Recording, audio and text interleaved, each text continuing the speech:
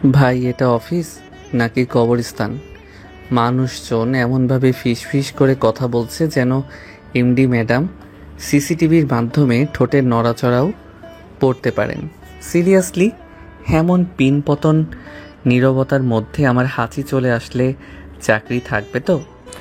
জিসান তার পাশের ডেস্কে বসা কবির দিকে ঝুঁকে প্রায় নিঃশব্দে কথাটা বলল। আজ তার চাকরির প্রথম দিন।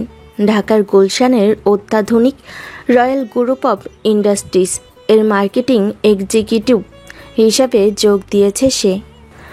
কিন্তু অফিসের পরিবেশ দেখে তার প্রাণোচ্ছল মনটা একদম চুপসে গেছে। কবির এই অফিসের পুরনো কর্মচারী। কম্পিউটার স্ক্রিন থেকে চোখ না সরিয়েই চাপা গলায় উত্তর দিল, জিসান ভাই, প্রথম দিনে এত সাহস কই পান? এখানকার বাতাসেও মাইক্রোফোন লাগানো থাকতে পারে। আর হাঁচি দেওয়ার আগে অ্যাপয়েন্টমেন্ট নিয়ে রাখবেন তানিয়া চৌধুরীর পার্সোনাল অ্যাসিস্ট্যান্ট মারিয়া আপার কাছ থেকে, তাহলে চাকরিটা বাঁচলেও বাঁচতে পারে। জিসান অবাক হওয়ার ভান করে বলল, বলেন কি? তাহলে তো বাথরুমে যাওয়ার জন্য লিখিত আবেদন করতে হবে। আচ্ছা, এই তানিয়া চৌধুরী কি মানুষ নাকি টার্মিনেটর সিনেমার কোনো রোবট? হাসেন টাসেন না কখনো? হাসি? ভাই, তানিয়া ম্যাডামের হাসি দেখা ঢাকার রাস্তায় জ্যাম ছাড়া চলাফেরা করা একই জিনিস, অসম্ভব। রহমান চৌধুরীর একমাত্র মেয়ে, বাবার হার্ট অ্যাটাকের পর বিদেশ থেকে এসেই কোম্পানির দায়িত্ব নিয়েছেন। বয়স কম, কিন্তু মেজাজ হিটলারের মতো। অপ্রয়োজনীয় একটা শর্তেও তিনি সহ্য করতে পারেন না। জিসান একটা দীর্ঘশ্বাস ফেলে নিজের চেয়ারে হেলান দিল। বুঝলাম। তাহলে মনে হয় আমার কমেডি ক্যারিয়ারের এখানে ইতি। এখন থেকে আমাকেও রোবটের মতো আচরণ করতে হবে। Good morning ma'am. Yes madam. ফাইলটা হয়ে গেছে ম্যাম। কথাটা বলেই জিসান তার ফোনটা হাতে নিল। তার কলেজ জীবনের বন্ধু রাশেদের সাথে হোয়াটসঅ্যাপে কথা হচ্ছিল। অফিসের এই দম বন্ধ করা পরিবেশ নিয়ে রাশেদকে একটা যোগ পাঠাতেই সে একটা মিন খুঁজে বের করলো। একটা বিড়ালের ছবি, যে ভয়ে সোফার নিচে লুকিয়ে আছে। তার উপরে ক্যাপশন লেখা, বস যখন ভালো মুডে থাকেন তখন মনে হয় মাসের বেতনটা আগেই পেয়ে গেছি। মিমটা দেখি জিসানের হাসি পেয়ে গেল। সে দ্রুত মিমটা রাশেদকে সেন্ড করতে গিয়ে ভুল করে ফেলল। আঙ্গুলের সামান্য এদিক সেদিক হওয়ায় মিমটা চলে গেল কোম্পানির official group chat royal group all স্টাফে, যেখানে ম্যানেজিং ডিরেক্টর তানিয়া চৌধুরী সহ কোম্পানির প্রায় সবাই আছে। পাঠানোর 1 সেকেন্ডের মধ্যে জিসান তার ভুলটা বুঝতে পারল। তার বুকের ভেতরটা ধড়াস করে উঠল। সে দ্রুত মেসেজটা ডিলিট করতে গেল, কিন্তু তার আগেই অফিসের বিভিন্ন ডেস্ক থেকে চাপা হাসির শব্দ এবং ফোনে নোটিফিকেশন টোন বেজে উঠল। জিসান বুঝতে পারল যা ক্ষতি হওয়ার তা হয়ে গেছে। কবি ততক্ষণে তার কম্পিউটারের স্ক্রিনে হোয়াটসঅ্যাপ ওয়েব খুলে ফেলেছে। গ্রুপে মিমটা দেখে তার চোখ বড় হয়ে গেল।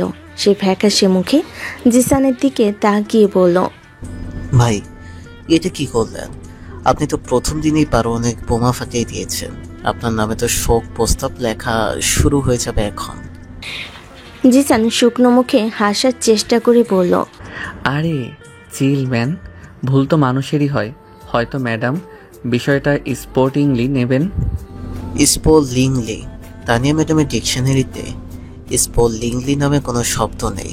আপনি বরং এখন থেকেই পিটি জবসে নতুন চাকরির জন্য সিভি পাঠানো শুরু করুন। আমি নিশ্চিত আপনার কাছে এখনই কল আসবে। কবিরের কথা শেষ হতে না হতেই জিসানের ডেস্কের ফোনটা বেজে উঠল। ফোনের স্ক্রিনে মারিয়া, এমডির পার্সোনাল অ্যাসিস্ট্যান্টের নামটা ভাসছে। জিসান কাপা কাপা হাতে ফোনটা ধরল। হ্যালো, জিসান বলছি। ওপাশ থেকে মারিয়ার ঠান্ডা আবেগহীন গলা ভেসে এলো, mister Zisan Ahmed, MD madam আপনাকে তার কেবিনে ডেকেছেন এক্ষুনি। ফোনটা রেখে জিসান কবিরের দিকে তাকালো। কবির তাকে দুহাত তুলে বিদায় জানানোর ভঙ্গি করলো, যেন সে শেষ যাত্রায় যাচ্ছে। জিসান একটা দীর্ঘশ্বাস ফেলে উঠে দাঁড়ালো। অফিসের সবাই এখন কাজ থামিয়ে তার দিকেই তাকিয়ে আছে। তাদের চোখে মুখে রাজ্যের কৌতূহল আর জিসানের জন্য করুণা। পুরো ফ্লোর পেরিয়ে তানিয়া চৌধুরীর কাছে কেবিনের দিকে তার এই কয়েক সেকেন্ডের হাঁটা পথটাকেও অনন্তকাল বলে মনে হলো। দরজায় হালকা নক করতে ভেতর থেকে গম্ভীর কণ্ঠ ভেসে এলো, ভেতরে আসুন। ঘরের ঠিক মাঝখানে একটি বিশাল টেবিলের ওপাশে বসে আছে তানিয়া চৌধুরী। বয়স 25 বা 26 হবে। পরনে সাধারণ কিন্তু অভিজাত্যপূর্ণ একটি সালোয়ার কামিজ, চুলগুলো পরিপাটি করে বাঁধা, ঠোঁটে হালকা লিপস্টিক। তার চেহারার সৌন্দর্যের চেয়েও বেশি যা চোখে পড়ে তা হলো তার ব্যক্তিত্ব এবং আত্মবিশ্বাস। কিন্তু এই মুহূর্তে তার চোখ দুটো ছুরির ফলার মতো ধারালো। তানিয়া তার ল্যাপটপ থেকে চোখ না তুলেই ইশারায় জিসানকে সামনে চেয়ারে বসতে বলল। জিসান বসার প্রায় 1 মিনিট ধরে পিনপতন নীরবতা। অবশেষে সে ল্যাপটপ থেকে চোখ তুলে সরাসরি জিসানের দিকে তাকালো। তার চাহনি এতটাই শীতল যে জিসানের মনে হলো ঘরের তাপমাত্রা কয়েক ডিগ্রি কমে গেছে। তানিয়া শান্ত কিন্তু ভারী গলায় বলল, মিস্টার জিসান আহমেদ, তাই তো? জিসান স্বাভাবিক থাকার চেষ্টা করে বলল, জি ম্যাডাম। আজ আপনার প্রথম দিন, যদি আমি ভুল না করে থাকি। জি ম্যাডাম, আজই আমার প্রথম দিন। তানিয়া তার ফোনের স্ক্রিনটা জিসানের দিকে ঘুরিয়ে দিল। স্ক্রিনে সেই ভাইরাল হওয়া মিমটা দেখা যাচ্ছে। এটি কি আপনারই কাজ? জি ম্যাডাম, তবে এটা একটা দুর্ঘটনা। আমি আসলে আমার এক বন্ধুকে পাঠাতে গিয়ে ভুল করে। দুর্ঘটনা? মিস্টার আহমেদ, রয়্যাল গ্রুপ একটি $multi-million কোম্পানি। এখানে আমরা দুর্ঘটনাকে প্রশ্রয় দেই না। আপনি কি আমাদের কোম্পানির পলিসি পড়েননি? অফিসের অফিসিয়াল প্ল্যাটফর্মে এই ধরনের বিষয়বস্তু শেয়ার করা কঠোরভাবে নিষিদ্ধ। জিসান এবার একটু নড়েচড়ে বসল, মনে মনে বলে, বুঝতে পেরেছি, এখানে সাধারণ ক্ষমা চেয়ে কোনো লাভ হবে না, খেলাটা অন্যভাবে খেলতে হবে। আমি মুখের হাসিটা বজায় রেখেই বললাম, আমি অবশ্যই কোম্পানির পলিসি পড়েছি ম্যাডাম, আর আমি সেটার প্রতি সম্পূর্ণ শ্রদ্ধাশীল। কিন্তু আমি যদি বলি এটা ঠিক দুর্ঘটনা ছিল না, বরং একটা উদ্দেশ্যমূলক পরীক্ষা ছিল। তানিয়া প্রথমবারের মতো কিছুটা অবাক হলো। তার ভুরু সামান্য কুঁচকে গেল। পরীক্ষা? কিসের পরীক্ষা? হিউমার সেন্সের পরীক্ষা ম্যাডাম। আমি মার্কেটিংয়ের লোক, আমার কাজ হলো মানুষের সাইকোলজি বোঝা। আমি যখন অফিসে ঢুকলাম তখন দেখলাম এখানকার পরিবেশটা একটু বেশি গম্ভীর। আমার মনে হলো এখানকার এমপ্লয়িরা হয়তো প্রচণ্ড চাপের মধ্যে কাজ করেন, তাই আমি দেখতে চেয়েছিলাম তাদের মধ্যে হিউমাররা রসবোধ কতটা জীবন্ত। বা রসবোধ কতটা জীবন্ত আছে। কারণ আমার বিশ্বাস যে টিমের হিউমার সেন্স ভালো তাদের কাজের মানও ভালো হয়, তারা যে কোনো চাপ সহজে মোকাবেলা করতে পারে। আর সত্যি বলতে ম্যাডাম, আমি খুবই আনন্দিত যে মাত্র 10 সেকেন্ডের মধ্যে প্রায় 70% কর্মচারী মিমটাতে রিয়্যাক্ট করেছেন। এটা প্রমাণ করে এই অফিসের কর্মীরা মানসিকভাবে বেশ সুস্থ এবং প্রাণবন্ত। জিসান এক নিঃশ্বাসে কথাগুলো বলে থামল। তার মুখে এমন এক ভাব যেন সে সত্যি এক গভীর গবেষণা করে এই সিদ্ধান্তে পৌঁছেছে। তানিয়া কয়েক মুহূর্ত জিসানের দিকে তাকিয়ে রইল। তার চেহারায় বিস্ময় এবং বিরক্তি মেশানো এক অদ্ভুত অভিব্যক্তি। সে হয়তো তার জীবনে এমন উত্তর শোনেনি। জিসানের তাৎক্ষণিক বুদ্ধিমত্তা এবং পরিস্থিতি সামাল দেওয়ার ক্ষমতা তাকে অবাক করল। সে তা প্রকাশ করল না। সে আগের মতোই গম্ভীর মুখে বলল, মিস্টার আহমেদ, আপনার এই সোশ্যাল এক্সপেরিমেন্টের থিওরিটা বেশ আকর্ষণীয়, কিন্তু মার্কেটিংয়ে সৃজনশীলতা দেখানোর জন্য কোম্পানির বোর্ডরুম আছে, হোয়াটসঅ্যাপ গ্রুপ নয়। আপনার এই সেন্সটা যদি কাজের মধ্যে দেখাতে পারেন তাহলে আমি বেশি খুশি হব। অবশ্যই ম্যাডাম, আমি আপনাকে হতাশ করব না। তানিয়া চেয়ারে হেলান দিয়ে কলমটা হাতে নিয়ে কিছুক্ষণ ঘোরালো, তারপর বলল, ঠিক আছে, আপনি এখন যেতে পারেন। আর মনে রাখবেন, আমার কোম্পানিতে দ্বিতীয়বার পরীক্ষা করার সুযোগ হয়তো আপনি পাবেন না। ধন্যবাদ ম্যাডাম। জিসান কেবিন থেকে বেরিয়ে আসার পর তানিয়া চেয়ারে হেলান দিয়ে একা একাই হাসল। হাসিটা ছিল খুবই ক্ষণস্থায়ী, কিন্তু জিসানের অপ্রত্যাশিত উত্তরটা তার বরফ শীতল মেজাজের সামান্য হলো নাড়া দিয়েছিল। জিসান মনে মনে বলে, যাক বাবা, আজকের মতো বেঁচে গেলাম, না হলে এই চাকরিটাও যেত হাত থেকে। সে নিজের ডেস্কে ফিরে আসতেই কবির প্রায় ঝাঁপিয়ে পড়ল। কি হলো ভাই, পদত্যাগপত্রে সই করিয়েছেন নাকি সরাসরি বরখাস্ত? জিসান চেয়ারে বসে একটা ভাব নিয়ে বলল, আরে না ম্যাডাম, আমার আইডিয়ায় খুব ইমপ্রেসড হয়েছেন। তিনি আমাকে পুরো কোম্পানির এমপ্লয়ীদের মেন্টাল হেলথ এবং হিউমার লেভেল নিয়ে একটা রিপোর্ট তৈরি করতে বলেছেন। বলেন কি, সত্যি? আরে ধুর, মজা করছিলাম। চাকরিটা এই যাত্রায় বেঁচে গেছে। তবে ম্যাডাম এমনভাবে তাকালেন যেন আমি তার পার্সোনাল কফিতে লবণ মিশিয়ে দিয়েছি। যাই হোক, প্রথম দিনের পরিচয় পর্বটা বেশ জমজমাট হলো, তাই না? ভাই, আপনার সাহস আছে বটে, তবে সাবধানে থাকবেন। আপনি বাঘের কাছায় ঢুকে পড়েছেন। এখানে টিকে থাকতে হলে শুধু বুদ্ধি দিয়ে হবে না, ভাগ্যেরও জোর থাকতে হবে। জিসান মুচকি হেসে কম্পিউটার স্ক্রিনের দিকে তাকালো। সে মনে মনে বলল, খেলাটা তো মাত্র শুরু হলো বন্ধু। দাবা খেলায় প্রথম চালটা একটু অন্যরকমই দিতে হয়। জিসানের প্রথম দিনটা এভাবেই কেটে গেল। দ্বিতীয় দিন সকাল 11টায় কনফারেন্স রুমের পিনপতন নীরবতার মধ্যে মার্কেটিং হেড আসলাম সাহেব তার নিরাপদ এবং গতানুগতিক আইডিয়াটা উপস্থাপন করলেন। আমার মনে হয় আমাদের সিট বেবি লোকেশনের জন্য একটা ইমোশনাল ক্যাপ্টেন করা উচিত।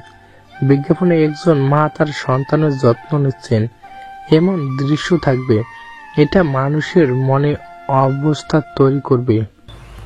বোর্ডরুমে উপস্থিত সবাই মাথা নেড়ে সায় দিল, যেন এর চেয়ে ভালো কিছু আর হতেই পারে না।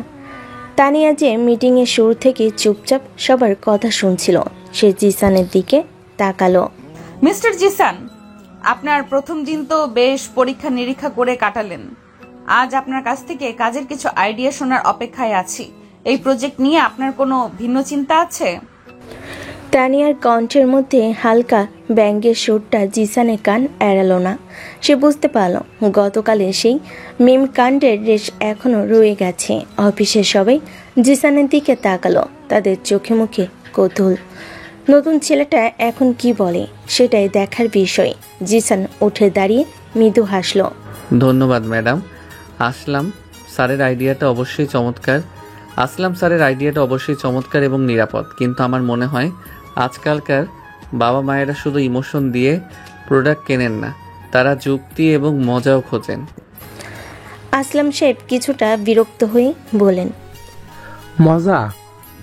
বেবি পারফেক্টের মার্কেটিং এ মজার কি আছে?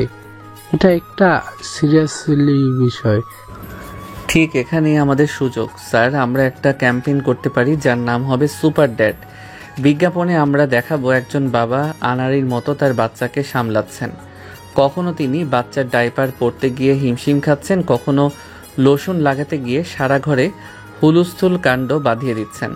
আর এই পুরো সময়ে আমাদের সেফ শিল্ড লোশনটা তার পার্টনার ইন ক্রাইম হিসেবে কাজ করছে। বিজ্ঞাপনের শেষে ট্যাগলাইন থাকবে, সেফ শিল্ড, বাবারও পারে সেরা যত্ন নিতে। জিসানের আইডিয়াটা শুনে রুমের মধ্যে একটা গুঞ্জন শুরু হলো। কয়েকজন তরুণ এক্সিকিউটিভের চোখে মুখে স্পষ্ট প্রশংসার ছাপ, কিন্তু সিনিয়ররা বিষয়টাকে ঠিক ভালোভাবে নিলেন না। তানিয়া কোনো প্রতিক্রিয়া না দেখিয়ে চুপ করে রইল। তার মুখ দেখে কিছুই বোঝার উপায় নেই। সে কিছুক্ষণ ভাবল, তারপর বলল, দুটো আইডিয়াই আমার শোনা হলো। একটা নিরাপদ, অন্যটা ঝুঁকিপূর্ণ। আমি কোনো সিদ্ধান্তে যাওয়ার আগে দুটো আইডিয়ার উপরেই বিস্তারিত প্রেজেন্টেশন দেখতে চাই। আগামীকাল সকালে বোর্ড অফ ডিরেক্টরদের সামনে আপনারা দুইজনই নিজেদের প্রেজেন্টেশন দেবেন। যারটা সবচেয়ে বেশি যুক্তিযুক্ত মনে হবে আমরা সেটাই ফাইল করব। মিটিং শেষ হলো, সবাই চলে গেলেও জিসান বুঝতে পারছিল তানিয়া তাকে ইচ্ছে করে একটা কঠিন পরীক্ষার মধ্যে ফেলেছে। তাকে মাত্র এক রাতের মধ্যে একটি সম্পূর্ণ নতুন আইডিয়ার ওপর প্রেজেন্টেশন তৈরি করতে হবে। পরদিন সকালে বোর্ডরুম লোকারণ্য। কোম্পানির ডিরেক্টররা সবাই উপস্থিত। প্রথমে আসলাম সাহেব তার আবেগঘন প্রেজেন্টেশন দিলেন, যা সবার কাছ থেকে ভদ্রতাসূচক প্রশংসা পেল। এরপর এলো জিসানের পালা। সে তার পেন ড্রাইভটা ল্যাপটপে কানেক্ট করার জন্য এগিয়ে গেল। শুভ সকাল সবাইকে। আমার ক্যাম্পেইনের নাম সুপার ড্যাড। কথাটা শুরু করতেই সে দেখল প্রজেক্টরের স্ক্রিনটা নীল হয়ে আছে। সে কয়েকবার চেষ্টা করলো ফাইলটা ওপেন করার, কিন্তু স্ক্রিনে একটা এরর মেসেজ ভেসে উঠল, ফাইল নট ফাউন্ড অর করপ্টেড। জিসানের বুকের ভেতরটা স্যাত করে উঠল। সে নিশ্চিত গতকাল রাতেও ফাইলটা ঠিক ছিল। সে আইটি এক্সিকিউটিভকে ডাকলো, কিন্তু কয়েক মিনিট চেষ্টা করেও কোনো লাভ হলো না। ফাইলটা সত্যি উধাও। আসলাম সাহেবের ঠোঁটের কোণে একটা বিজয়ীর হাসি ফুটে উঠল। অন্য ডিরেক্টররাও অধৈর্য হয়ে উঠেছেন। তানিয়া শান্ত কিন্তু কঠোর গলায় বলল, মিস্টার জিসান, আমাদের হাতে বেশি সময় নেই। আপনার প্রেজেন্টেশন কি আমরা দেখতে পাবো, নাকি সময় নষ্ট না করে আমরা মিটিং শেষ করব? জিসান বুঝতে পারল এটা কোনো সাধারণ টেকনিক্যাল সমস্যা নয়। তাকে ইচ্ছে করে ফাঁদে ফেলা হয়েছে। কয়েক মুহূর্তের জন্য তার সব কিছু এলোমেলো হয়ে গেল, কিন্তু পরক্ষণে সে নিজেকে সামলে নিল। সে পেন ড্রাইভটা খুলে নিয়ে পকেটে রাখলো এবং মৃদু হেসে সবার দিকে তাকালো। আমি অত্যন্ত দুঃখিত, টেকনিক্যাল সমস্যার কারণে আমি স্লাইডগুলো দেখাতে পারছি না, কিন্তু তাতে কোনো সমস্যা নেই, কারণ আমার আইডিয়াটা দেখার জিনিস নয়, অনুভবের জিনিস। এই অপ্রত্যাশিত কথাই রুমের সবাই নড়েচড়ে বসল। তানিয়ার কুচকানো ভুরু দেখে মনে হলো সেও কিছুটা অবাক হয়েছে। জিসান এবার কোনো জড়তা ছাড়াই বলতে শুরু করলো, কল্পনা করুন একজন বাবা রাত ৩টায় তার বাচ্চার কান্নায় ঘুম ভেঙে গেছে। তার স্ত্রী হয়তো অসুস্থ বা অন্য কোনো কারণে বাচ্চার দায়িত্ব আজ তার উপর। তিনি কিছুই বোঝেন না। বাচ্চার জন্য দুধ গরম করতে গিয়ে পুরো রান্নাঘর একাকার করে ফেলেছেন। ডায়াপার পরাতে গিয়ে বাচ্চার মুখে পাউডার মেখে দিয়েছেন। তিনি হতাশ, ক্লান্ত, কিন্তু হাল ছাড়েননি। জিসান কথা বলার সময় হালকা অভিনয় করে বাবার সেই অসহায় অবস্থানটা ফুটিয়ে তুলেছিল। তার বাচনভঙ্গি এতটাই প্রাণবন্ত ছিল যে বেডরুমের গম্ভীর পরিবেশটা মুহূর্তেই হালকা হয়ে গেল। আর ঠিক তখনই তিনি হাতে তুলে নেন আমাদের সেফ শিল্ড লোশন। বোতলটা হাতে নিয়েই তিনি যেন একটা ভরসা খুঁজে পান। তিনি আনাড়ি হাতে বাচ্চার গায়ে লোশন লাগিয়ে দেন এবং বাচ্চাটা কান্না থামিয়ে খিলখিল করে হেসে ওঠে। সেই হাসিটা বাবার সব ক্লান্তি দূর করে দেয়। তিনি হয়তো নিখুঁত নন, কিন্তু তিনি একজন সুপার ড্যাড। জিসান থামলো। পুরো বেডরুম নিস্তব্ধ, কেউ কোনো কথা বলছে না। সে সবার দিকে তাকিয়ে শেষ কথাটা বলল, আমাদের টার্গেট অডিয়েন্স শুধু মায়েরা নন, আমাদের টার্গেট নতুন বাবা মায়েরা, যারা সন্তান পালনকে দায়িত্বের চেয়ে বেশি আনন্দ হিসেবে দেখেন। আমার ক্যাম্পেইন সেই আনন্দের গল্প বলবে, সেই ভালোবাসার গল্প বলবে। কোনো স্লাইড হয়তো আমার কাছে নেই, কিন্তু এই গল্পটা আমার হৃদয়ে আছে। কথা শেষ হতেই রুমের একজন তরুণ ডিরেক্টর হাততালি দিয়ে উঠলেন। তার দেখা দেখি আরও কয়েকজন হাততালি দিল। আসলাম সাহেবের মুখটা কালো হয়ে গেছে। তানিয়া চুপ করে বসেছিল। তার ফেস দেখে কিছুই বোঝার উপায় নেই, কিন্তু তার চোখ দুটো চিকচিক করছিল। জিসানের এই আত্মবিশ্বাস, এই পরিস্থিতি সামাল দেওয়ার ক্ষমতা তাকে আবারও মুগ্ধ করলো।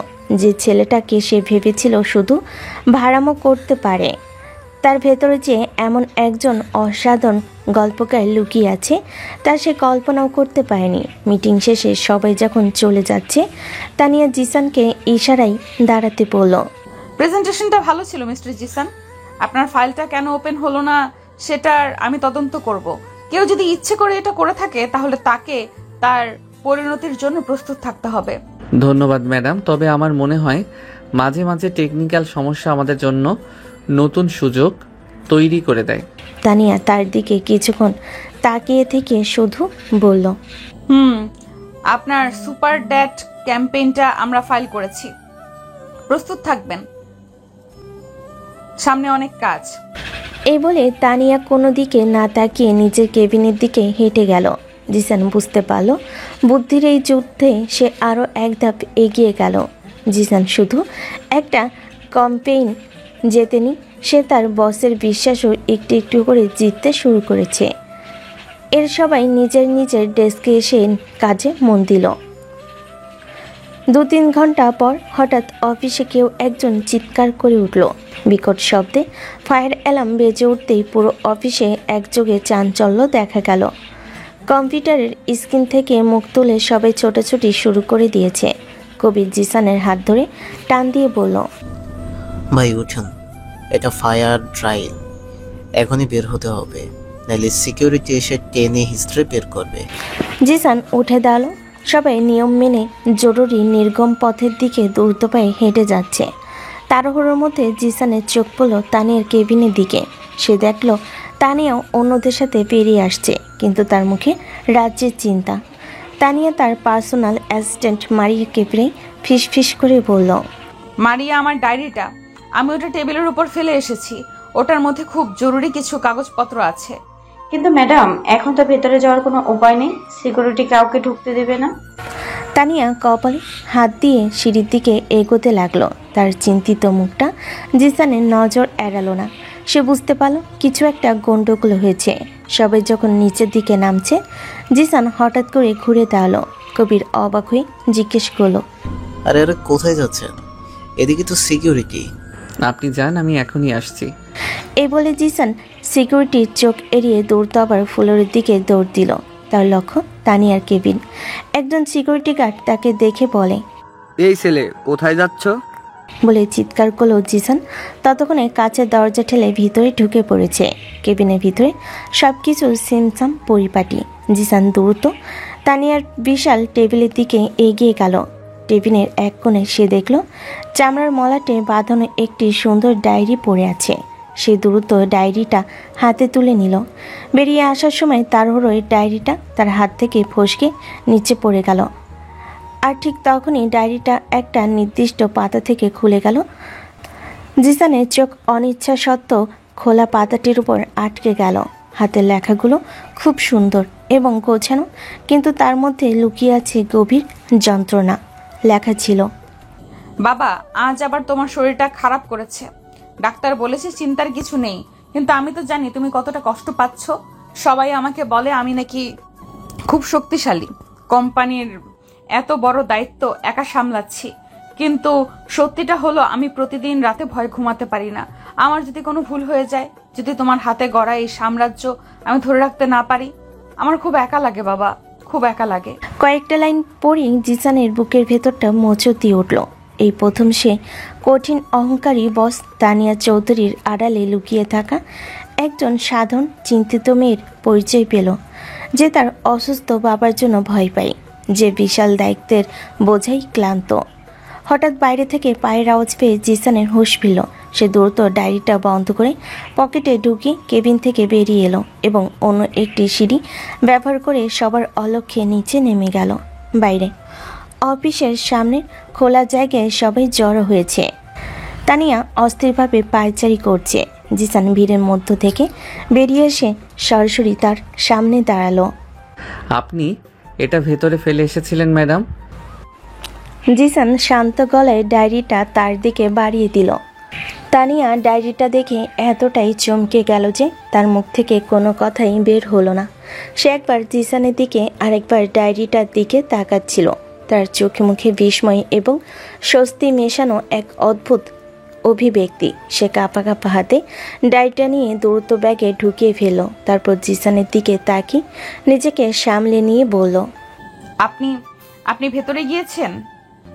আপনি ভেতরে গিয়েছিলেন? আপনি কি জানেন এটা নিয়মে কতটা পরিপন্থী? জিসান মৃদু হাসল। নিয়ম মাঝে মাঝে ভাঙতে হয় ম্যাডাম, বিশেষ করে যখন সেটা কারো দুশ্চিন্তা কমানোর জন্য হয়। তানিয়া কোনো উত্তর দিতে পারল না। সে শুধু জিসানের চোখের দিকে তাকিয়ে রইল। এই প্রথমবার তার মনে হলো, এই ছেলেটা শুধু হাসি খুশি বা বুদ্ধিমানই নয়, সে মানুষের অনুভূতিও বুঝতে পারে। সে কিভাবে জানলো এই ডায়েরিটা আমার জন্য কতটা গুরুত্বপূর্ণ? ডিল শেষ হওয়ার ঘোষণা আসতে সবাই আবার অফিসের দিকে রওনা হলো। তানিয়া কোনো কথা না বলে ভিড়ের সাথে মিশে গেল, কিন্তু যাওয়ার আগে সে আরেকবার জিসানের দিকে ফিরে তাকালো। সেই চাহনিতে কোনো রাগ ছিল না, ছিল এক অব্যক্ত কৃতজ্ঞতা। জিসান ভিড়ের মধ্যে দাঁড়িয়ে তানিয়া চলে যাওয়া দেখছিল। তার মনে এখন আর তানিয়ার প্রতি কোনো বিরক্তি বা ভয় নেই, বরং এক ধরনের মায়া কাজ করছে। সে বুঝতে পারল বরফের আড়ালে যে আগুন লুকিয়ে থাকে তা হয়তো সবসময় ধ্বংসের জন্য নয়, নিজেকে বাঁচিয়ে রাখার জন্য জ্বলতে পারে। পরদিন সকালে জিসান বেশ ফুরফুরে মেজাজে অফিসে ঢুকল। নিজের কিউবিকেলে এসে ব্যাগটা রাখতেই তার চোখ আটকে গেল ডেস্কের ওপর দেওয়া ওঠা দামি ব্র্যান্ডের একটি পেপার কাপ, আর তার নিচে চাপা দেওয়া একটা ছোট্ট ভাঁজ করা নোট। জিসান ভুরুকুচকে কাপটা হাতে নিল। কফির গন্ধটা নাকে আসতেই মনটা ভালো হয়ে গেল। সে নোটটা খুলে ধরল। সুন্দর মুক্তোর মতো হস্তাক্ষরে লেখা মাত্র 2টো লাইন। ধন্যবাদ, তবে পরের বার ফায়ার অ্যালার্ম বাজলে হিরো সাজার চেষ্টা করবেন না। কোম্পানির সম্পত্তি নাশের জরিমানা আপনার বেতন থেকে কাটা হবে।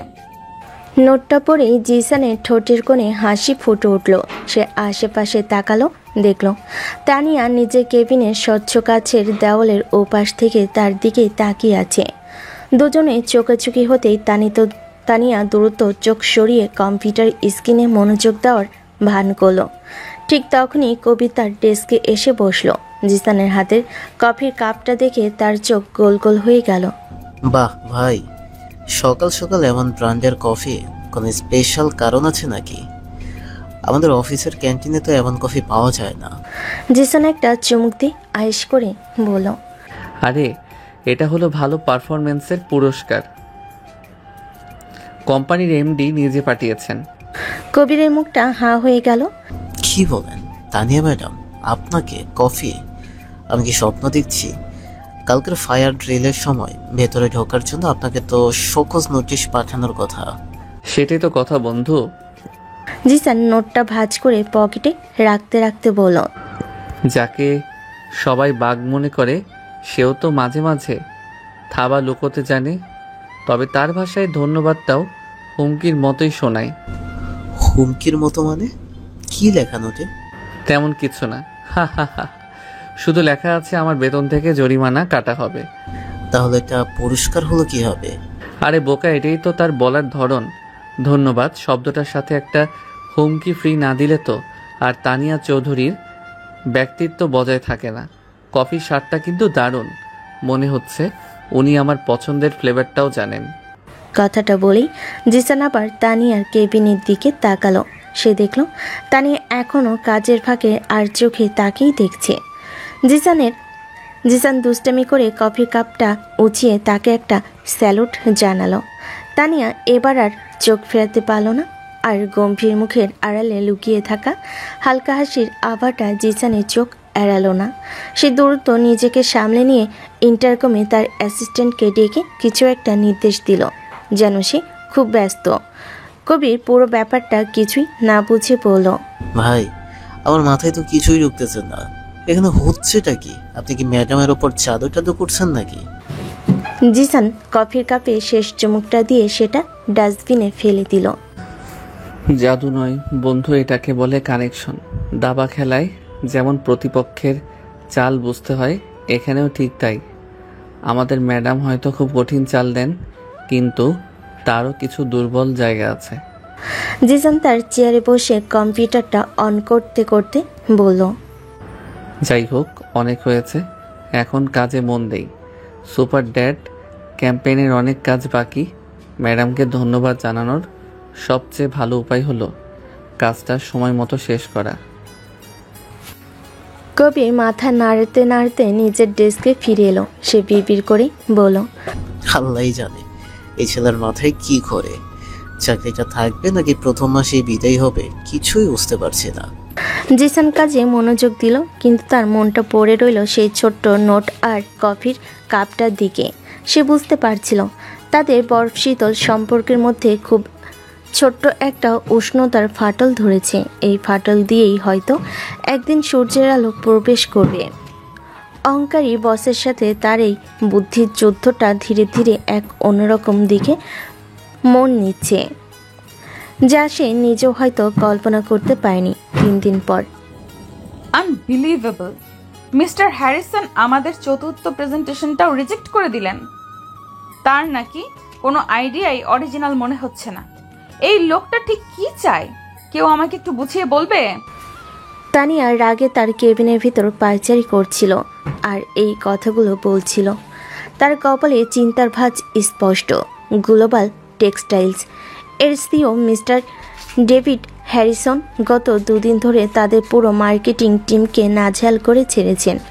মার্কেটিং হেড আসলাম সাহেব হতাশ গলায় বললেন, এটা একটা সিরিয়াস বিষয় ম্যাডাম। আমরা তো আমাদের সেরা আইডিগুলোই দেখছি।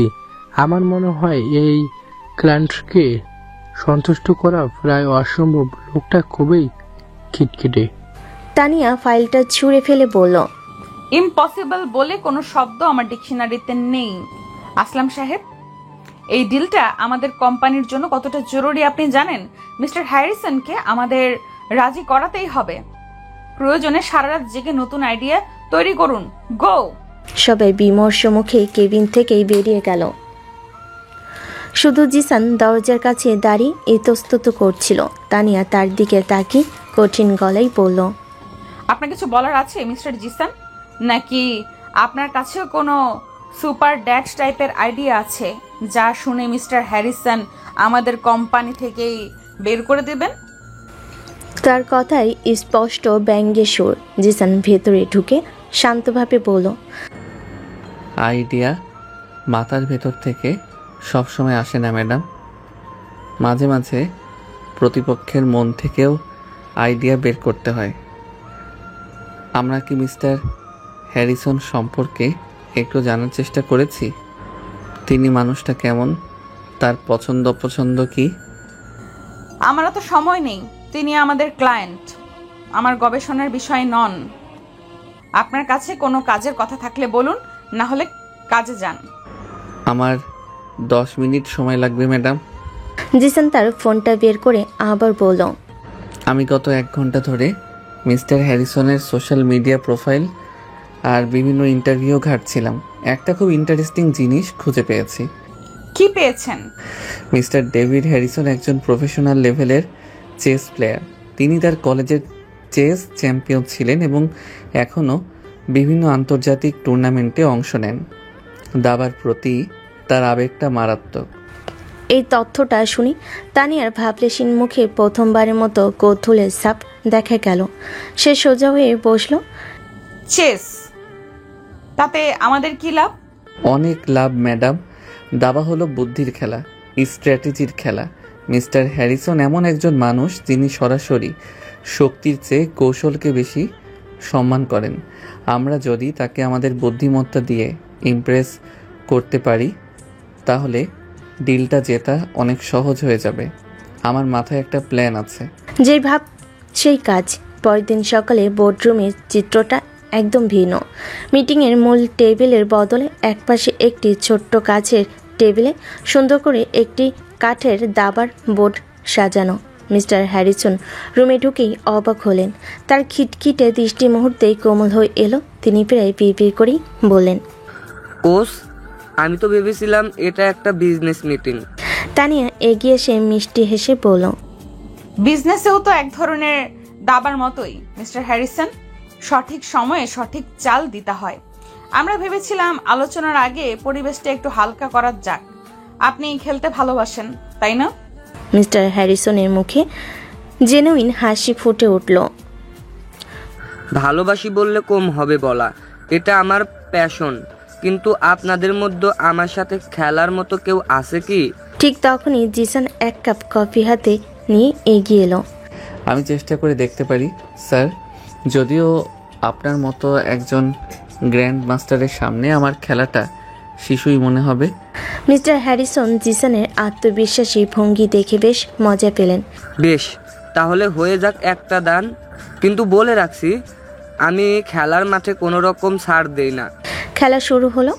তানিয়া এবং বাকিরা কিছুটা দূরে দাঁড়িয়ে নিঃশব্দে দেখতে লাগলো। জিসান খুব ঠান্ডা মাথায় চাল দিচ্ছিল। সে জানতো সে কোনোভাবেই হ্যারিসনের সাথে জিততে পারবে না। তার উদ্দেশ্য জেতা নয়, তার উদ্দেশ্য হলো সম্মান আদায় করা। প্রায় 15 মিনিট খেলার পর এমন একটা পরিস্থিতি তৈরি হলো যেখানে জিসানের হার প্রায় নিশ্চিত। জিসান তার শেষ চালটা দেওয়ার আগে কিছুক্ষণ ভাবল, তারপর রাজার গুটিটা আলতো করে শুইয়ে দিয়ে হেসে বলল, চেকমেট। আমি হার স্বীকার করছি স্যার। হা হা হা, আমি তো আগেই বলেছিলাম আমি কোনো ছাড় দেই না। তবে মানতে হবে তুমি বেশ ভালো খেলেছো ইয়াং ম্যান। জিসান উঠে দাঁড়িয়ে বলল, ধন্যবাদ স্যার। আসলে আপনার মতো একজন অভিজ্ঞ খেলোয়াড়ের কাছে হেরেও জেতার আনন্দ আছে, কারণ আপনার প্রতিটি চাল, আপনার স্ট্র্যাটেজি সব কিছুই আমাদের বিজনেসের মতোই নিখুঁত এবং সুচিন্তিত। আপনার সাথে খেলে অনেক কিছু শিখলাম। এই একটি কথাই যেন জাদুর মতো কাজ হলো। মিস্টার হ্যারিসনের মুখটা উজ্জ্বল হয়ে উঠল। নিজের পছন্দের খেলার সাথে বিজনেসের এমন বুদ্ধিদীপ্ত তুলনা এর আগে কেউ করেননি। তিনি মুগ্ধ দৃষ্টিতে জিসানের দিকে তাকিয়ে রইলেন। তুমি ছেলেটা তো বেশ বুদ্ধিমান মিস তানিয়া। আপনার টিমে এমন স্মার্ট লোক থাকলে তো আপনাদের উন্নতি কেউ আটকাতে পারবে না। চলুন আপনাদের প্রেজেন্টেশনটা এবার দেখা যাক। আমার মনে হচ্ছে আজ হয়তো আমি হতাশ হব না। এরপরে মিটিংটা ছিল শুধুই আনুষ্ঠানিকতা। মিস্টার হ্যারিসন প্রায় কোনো প্রশ্ন না করে তাদের প্রস্তাবে রাজি হয়ে গেলেন এবং চুক্তিটা ফাইনাল করলেন। মিটিং শেষে মিস্টার হ্যারিসন চলে যাওয়ার পর পুরো টিম আনন্দে ফেটে পড়ল। আসলাম সাহেব পর্যন্ত এসে জিসানের পিঠ চাপড়ে দিলেন। সবাই চলে যাওয়ার পর তানিয়া জিসানকে তার কেবিনে ডাকলো। আমি সত্যি অবাক মিস্টার জিসান। তানিয়া তার চেয়ারে বসে বলল, তার কণ্ঠস্বরে কোনো কাঠিন্য নেই, বরং মুগ্ধতার রেশ স্পষ্ট। আপনি কিভাবে পারলেন? যে কাজটা পুরো টিম মিলে 2 দিনে করতে পারলো না, সেটা আপনি মাত্র 15 মিনিটের একটা খেলায় করে দেখালেন। জিসান মৃদু হেসে বলল, আমি তো আগেই বলেছিলাম ম্যাডাম, যুদ্ধ জেতার জন্য সবসময় তলোয়ারের প্রয়োজন হয় না, মাঝে মাঝে বুদ্ধির একটা চালই যথেষ্ট। আপনাকে শুধু জানতে হবে আপনার প্রতিপক্ষের দুর্বলতাটা কোথায়। তানিয়া কিছুক্ষণ তার দিকে তাকিয়ে রইল, তারপর একটা দীর্ঘশ্বাস ফেলে বলল, আপনি শুধু একটা ডিল জেতেননি মিস্টার জিসান, আপনি আমার বিশ্বাসটাও জিতে নিয়েছেন। Well done. এই প্রথমবার তানিয়ার মুখ থেকে কোনো রকম সত্য ছাড়া প্রশংসা শুনল জিসান। মনে মনে বলে, অহংকারী বসের বরফের দেয়ালটা মনে হয় গলতে শুরু করেছে। এই নীরব প্রশংসাটা আমার কাছে ওই $multi-million চুক্তির চেয়েও অনেক বেশি মূল্যবান মিস অহংকারী ম্যাডাম। রাত প্রায় 9টা। অফিসের বেসমেন্ট পার্কিং লটটা প্রায় ফাঁকা। তানিয়া বিরক্ত মুখে তার মার্সিডিজের ফ্ল্যাট টায়ারের দিকে তাকিয়ে আছে। সারাদিনের খাটুনির পর এই নতুন যন্ত্রণা তার মেজাজ আরও খারাপ করে দিল। সিরিয়াসলি, আজকেই আমার গাড়ির টায়ারকে পাংচার হতে হলো? এর চেয়ে বাজে আর কি হতে পারে আমার জন্য? সে তার ফোনে ড্রাইভারকে কল করলো। কামাল ভাই, আপনি কোথায়? কি আপনার বাচ্চার শরীর খারাপ? আচ্ছা আচ্ছা, ঠিক আছে, আপনি আসতে পারবেন না তাই তো? ঠিক আছে, সমস্যা নেই, আমি দেখছি কি করা যায়। আগে বাচ্চার চিকিৎসা করেন ভালো করে, আর যদি কোনো সমস্যা হয় তাহলে জানাবেন। ফোনটা রেখে তানিয়া অসহায়ভাবে চারপাশে তাকালো। এই সময়ে এখানে একটা ট্যাক্সিও পাওয়া প্রায় অসম্ভব। সে কী করবে ঠিক বুঝে উঠতে পারছিল না। ঠিক তখনই পার্কিং লটের অন্য প্রান্ত থেকে একটা বাইক স্টার্ট হওয়ার শব্দ হলো। আলো আধারিতে জিসানকে তার রয়্যাল এনফিল্ড বাইকটা নিয়ে বেরিয়ে আসতে দেখা গেল। সে হেলমেটটা পরতে গিয়েই তানিয়াকে দেখতে পেল। জিসান বাইকটা থামিয়ে তানিয়ার দিকে এগিয়ে এলো। কি ব্যাপার ম্যাডাম, এত রাতে এখানে একা একা কি করছেন? গাড়ি কি তেল শেষ হয়ে যাওয়ায় অভিমান করে বসে পড়েছে? তানিয়া তার দিকে না তাকিয়ে রুক্ষ গলায় বলল, আপনার অপ্রয়োজনীয় রসিকতা শোনার মতো মানসিক অবস্থা আমার এখন নেই মিস্টার জিসান, আপনি যেতে পারেন। আরে চড়ছেন কেন? জিসান গাড়ির পাংচার হওয়া চাকাটার দিকে তাকিয়ে শীষ দিয়ে উঠল। ও তাহলে এই ব্যাপার। মনে হচ্ছে শুধু আপনার গাড়ির চাকারই নয়, আপনার অহংকারেরও কিছুটা হাওয়া বেরিয়ে গেছে, তাই না? এই কথাটা শোনার পর তানিয়া ধৈর্যের বাঁধ ভেঙে গেল। সে ঘুরে দাঁড়িয়ে জিসানের চোখের দিকে তাকিয়ে রাগী গলায় বলল, একদম ফাজলামো করবেন না। আপনার যদি সাহায্য করার ইচ্ছে না থাকে তাহলে এখান থেকে যান। আমার একার সমস্যা আমাকে সমাধান করতে দিন। জিসান তার এই রাগী রূপটা দেখেও একটুও দমল না, বরং তার ঠোঁটের কোণের হাসিটা আরো চওড়া হলো। রাগলে কিন্তু আপনাকে বেশ সুন্দর লাগে ম্যাডাম, কিন্তু দুঃখের বিষয় হলো আপনার এই সুন্দর রাগী মুখটা আরও কিছুক্ষণ দেখতে হবে, কারণ এই চাকা বদলানো ছাড়া আপনার আর কোনো উপায় নেই। আর সৌভাগ্যক্রমে এই কাজটা আমি মোটামুটি ভালোই পারি। এই বলে জিসান কোনো উত্তরের অপেক্ষা না করেই তার বাইকের টোল বক্স থেকে প্রয়োজনীয় যন্ত্রপাতি বের করে আনলো। তানিয়া অবাক হয়ে বলল, আপনাকে কিছু করতে হবে না, আমি মেকানিককে ফোন করছি। এই সময়ে গুলশানের এই এলাকায় আপনি কোনো মেকানিককে খুঁজে বের করার আগেই সকালে মোড়ক ডাক দিয়ে দিবে ম্যাডাম। জিসান গাড়ির জ্যাকটা ঠিক জায়গায় লাগাতে লাগাতে বলল, তার চেয়ে বরং চুপচাপ 10টা মিনিট অপেক্ষা করুন। আশা করি আপনার দামি মার্সিডিজ গাড়িটাকে আমি পুরোপুরি নষ্ট করে ফেলবো না। তানিয়া আর কিছু বলতে পারল না। সে চুপ করে একটু দূরে সরে গিয়ে দেওয়ালে হেলান দিয়ে দাঁড়ালো। সে অবাক হয়ে দেখছিল যে ছেলেটা অফিসে সারাক্ষণ হাসি খুশি আর মজা করে বেড়ায়, সে কত মনোযোগ দিয়ে কাজটা করছে। ফর্মাল শার্টের হাতা গুটিয়ে হাতে কালি মেখে সে নিপুণভাবে চাকাটা বদলাতে শুরু করলো। কয়েক মিনিটের মধ্যে জিসান স্টেপনি টায়ারটা লাগিয়ে ফেলল। কাজ শেষে এসে ঘেমে নিয়ে একাকার। তার ফর্সা শার্ট আর হাতে মুখে গ্রিজ আর কালি লেগে আছে। সে উঠে দাঁড়িয়ে হাতের কালি শার্টে মুছতে মুছতে বলল, কাজ শেষ ম্যাডাম, আপাতত এটা দিয়ে বাড়ি চলে যেতে পারবেন। কাল সকালে মেকানিককে দেখিয়ে নেবেন। তানিয়া তার দিকে এগিয়ে এলাম। জিসানের এই কালিমাখা পরিশ্রমী রূপটা তার ভেতরটাকে কেমন যেন নাড়িয়ে দিল। তার মুখে লেগে থাকা কালির দাগটার দিকে তাকিয়ে নিজের অজান্তে সে তার ভ্যানিটি ব্যাগ থেকে একটা ধবধবে সাদা রুমাল বের করলো। এটা ধরুন। সে রুমালটা জিসানের দিকে বাড়িয়ে দিল। জিসান তার হাতের দিকে তাকিয়ে বলল, আরে না না, আপনার এত সুন্দর রুমালটা আমি নষ্ট করতে চাই না। আমি ওয়াশরুমে গিয়ে হাত মুখ ধুয়ে নিব। আমি কিছু শুনতে চাই না, আপনার মুখের অবস্থা দেখুন, মনে হচ্ছে কয়লার খনি থেকে উঠে এসেছেন। এ বলে সে নিজেই এক পা এগিয়ে গেল। তারপর কিছু না ভেবেই নিজের অজান্তে রুমালটা দিয়ে আলতো করে জিসানের গালের কালিটা মুছে দিতে লাগলো। মুহূর্তের জন্য সময়টা যেন থমকে গেল। জিসান স্থির হয়ে দাঁড়িয়ে রইল, তার নিঃশ্বাস প্রায় বন্ধ হয়ে যাওয়ার উপক্রম। তানিয়ার আঙ্গুলে নরম ছোঁয়া, তার পারফিউমের মিষ্টি গন্ধ, সব কিছু মিলে জিসানের ভেতরটা তোলপাড় করে দিচ্ছিল। তানিয়া নিজেও যেন ঘোরের মধ্যে ছিল। সে কেন এটা করছে তা সে নিজেও জানে না। তার শুধু মনে হচ্ছিল এই পরিশ্রমী মুখটা এত অপরিষ্কার থাকতে পারে না। কালিটা মুছে দেওয়ার পর সে যখন জিসানের চোখের দিকে তাকালো, তখন তার হুঁশ ফিরল। দুজনেই একে অপরের চোখের দিকে তাকিয়ে আছে। পার্কিং লটের নিস্তব্ধতায় শুধু তাদের দুজনের হৃদস্পন্দনের শব্দ শোনা যাচ্ছে। এক অচেনা অনুভূতিতে দুজনের শরীরেই যেন বিদ্যুৎ খেলে গেল। তানিয়া দ্রুত নিজেকে সামলে নিয়ে দুপা পিছিয়ে গেল। তার গাল দুটো লজ্জে লাল হয়ে গেছে। সে অন্যদিকে তাকিয়ে কাঁপা কাঁপা গলায় বলল, সরি, আমি আসলে। জিসানও সহজ হওয়ার চেষ্টা করে একটা ঢোক গিলে বলল, ইটস ওকে ম্যাডাম, আর ধন্যবাদ। চাকাটা বদলানোর জন্য নয়, আপনার এই সাহায্যের জন্য।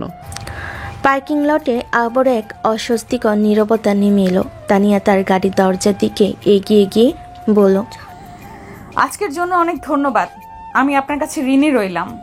দয়া করে ঋণী শব্দটি ব্যবহার করবেন না ম্যাডাম। মাঝে মাঝে কিছু কাজ হিসাবের খাতার বাইরেও করতে হয়। ভালো থাকবেন।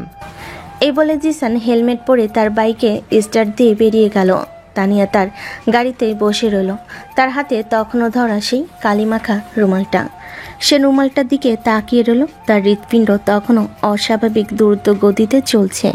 সে বুঝতে পারছিল না তার সাথে ঠিক কি হলো, কিন্তু একটা বিষয় সে নিশ্চিত ছিল, আজকের এই রাতের ঘটনাটা সে সহজে ভুলতে পারবে না।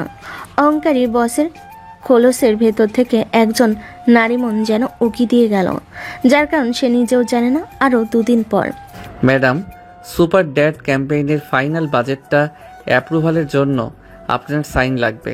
আর মিস্টার হ্যারিসনের সাথে চুক্তির কাগজপত্র রেডি। আপনি একবার চোখ বুলিয়ে নিলেই। সন্ধ্যা 7টা। জিসান তানিয়ার কেবিনে দাঁড়িয়ে নিজের কাজের আপডেট দিচ্ছিল। তানিয়া মনোযোগ দিয়ে ফাইলগুলো দেখছিল। পুরো অফিসে তখন কেমন একটা শান্ত ঘরোয়া পরিবেশ।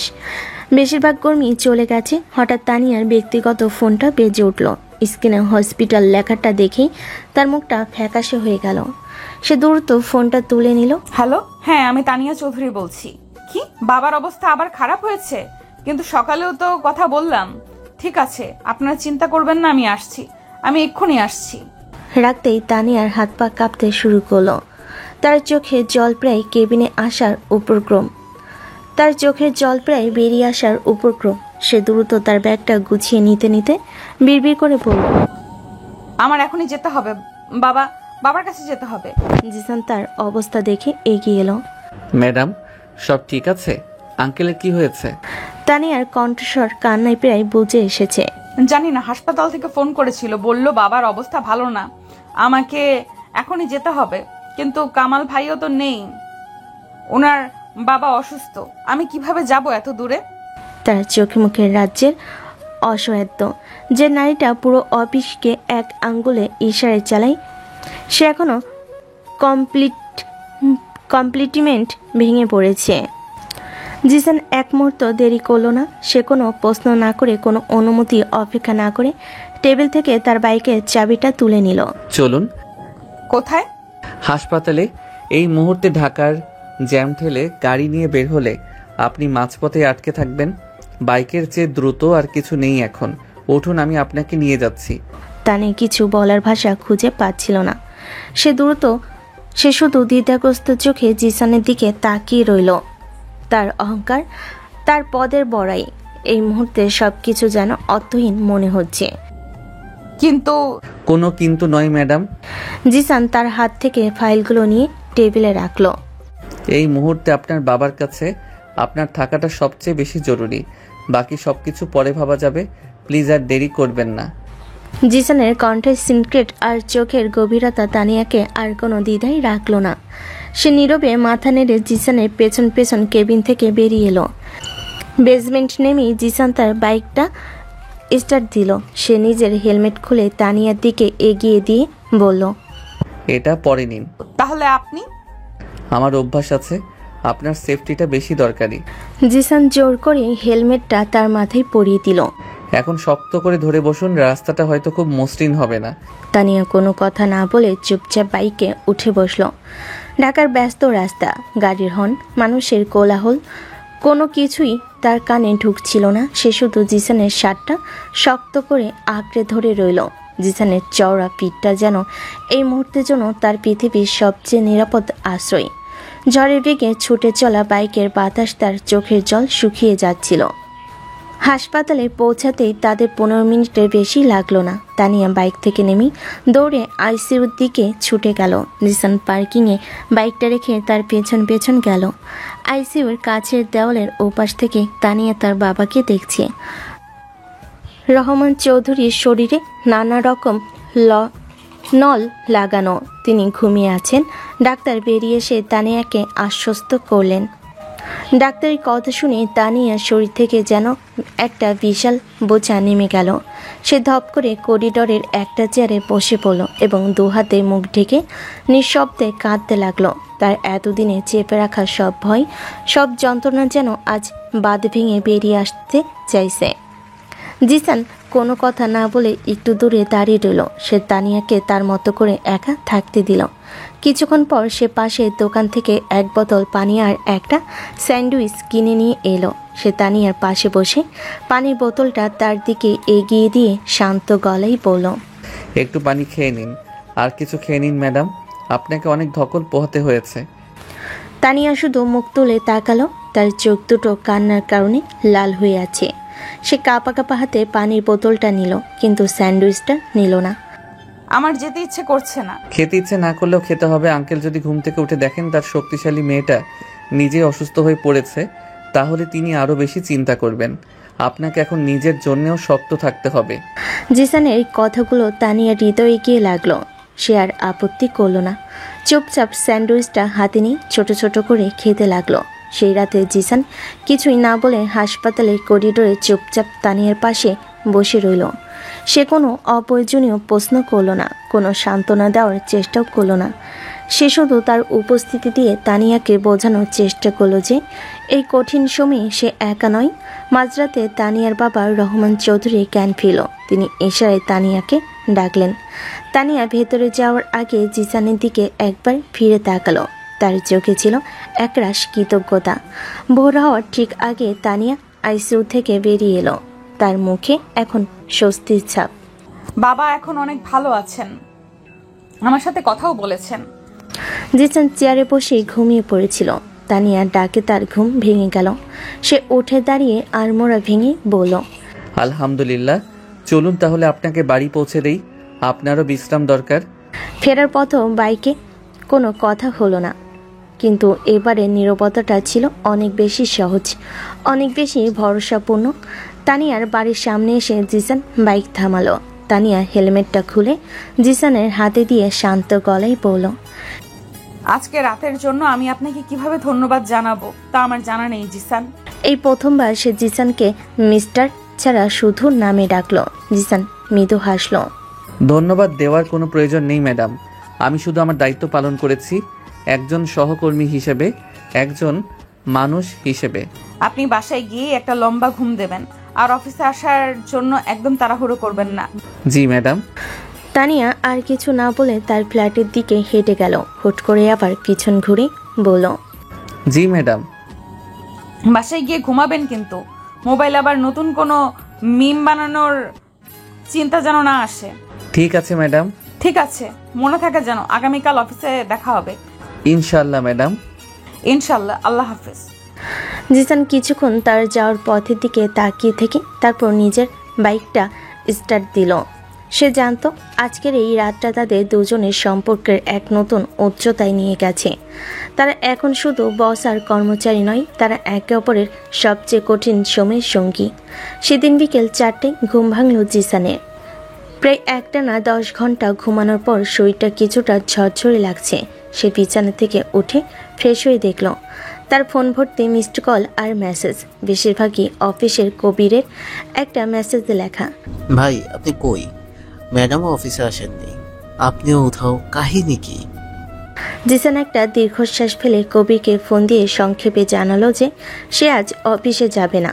তারপর সে রান্নাঘরে গিয়ে কফি বানাতে লাগলো। গতকাল রাতের ঘটনাগুলো তার মাথায় সিনেমার মতো ঘুরছিল। তানিয়া সেই অসহায় কান্না ভেজা মুখটা সে কিছুতেই ভুলতে পারছিল না। ঠিক তখনই তানিয়ার নম্বর থেকে তার ফোনে একটি মেসেজ এলো। ঘুম হয়েছে? আশা করি আপনি আমার কথা শুনে বিশ্রাম নিয়েছেন। আমি আজ অফিসে যাব না, আপনিও ছুটি নিন। আর হ্যাঁ, বাবার অবস্থা এখন স্থিতিশীল। আপনার সাহায্যের জন্য আবারও ধন্যবাদ। মেসেজটা পড়ে জিসানের ঠোঁটের কোণে হাসি ফুটে উঠল। সে দ্রুত রিপ্লাই লিখল, ঘুমের স্টক প্রায় শেষ করে ফেলেছি ম্যাডাম, আপনি চিন্তা করবেন না, আমি ভালো আছি। আঙ্কেলের খবর শুনে খুব ভালো লাগলো, আপনারও বিশ্রাম দরকার, টেক কেয়ার। এই মেসেজ চালাচালির পর দুজনের মনে হলো আজ অফিসে না গিয়ে ঠিকই করেছে। কিন্তু পরের দিন সকালে অফিসে ঢোকার পর পরিবেশটা কেমন যেন অদ্ভুত লাগলো। তানিয়া আর জিসান প্রায় একই সময়ে অফিসে পৌঁছালো। লিফটের সামনে দুজনে দেখা হতেই এক অস্বস্তিকর নীরবতা নেমে এলো। জিসান প্রথমেই নীরবতা ভাঙল। Good morning madam. Good morning. আজ সকালে হাসপাতাল থেকে কল এসেছিল, তিনি এখন পুরোপুরি বিশ্রামে আছেন। আলহামদুলিল্লাহ, এটা তো খুবই ভালো খবর ম্যাডাম, শুনে খুব খুশি হলাম। লিফট এসে পড়ে তারা আর কথা বাড়ালো না, কিন্তু ফ্লোরে নামার পর থেকে জিসান লক্ষ্য করলো অফিসের সবাই তাদের দিকে আর চোখে তাকাচ্ছে আর ফিসফিস করছে। কবিতাকে দেখি দৌড়ে এলো। ভাই কি হয়েছে আপনাদের দুজনের? আপনারা দুজনেই কালকে একসাথে গায়েব ছিলেন, আজও প্রায় একসাথে অফিস ঢুকলেন। ম্যাডামের চোখ মুখও কেমন ফোলা ফোলা। সবাই তো বলা বলি করছে আপনাদের মধ্যে কিছু একটা চলছে। জিসান কপালে হাত দিয়ে বলল, মানুষের কল্পনা শক্তি যে কোথায় গিয়ে ঠেকতে পারে তার কোনো সীমা নেই। আরে ম্যাডামের বাবা অসুস্থ ছিলেন, তাই আমি শুধু তাকে একটু সাহায্য করেছি। ও এই ব্যাপার, আমি তো শুনেছিলাম আপনারা নাকি পালিয়ে বিয়ে করতে গেছিলেন।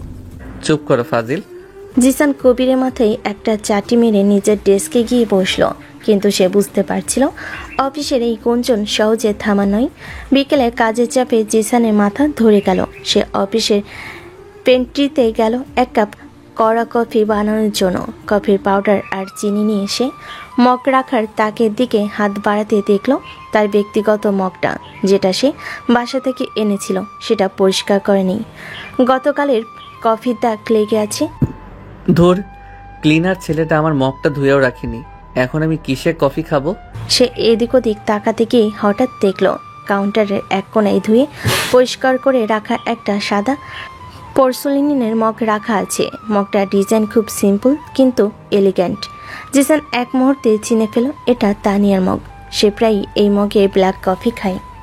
এক মুহূর্তের জন্য সে ইতস্তত করল বসের মগ ব্যবহার করাটা ঠিক হবে কিনা তা নিয়ে এসে দ্বিধায় পড়ে গেল। জিসান বিবি করে বলল, না, কি আর হবে, উনি তো আর জানতে পারছেন না। আর তাছাড়া আমার এখন ক্যাফেইনের প্রয়োজন, নীতিশাস্ত্রের নয়। এভাবে সে তানিয়ার মগে নিজের জন্য কফি ঢালল। গরম মগটা হাতে নিয়ে সে যখন প্যান্ট্রি থেকে বের হতে যাবে, ঠিক তখনই দরজায় তানিয়ার সাথে তার ধাক্কা লাগার উপক্রম হলো।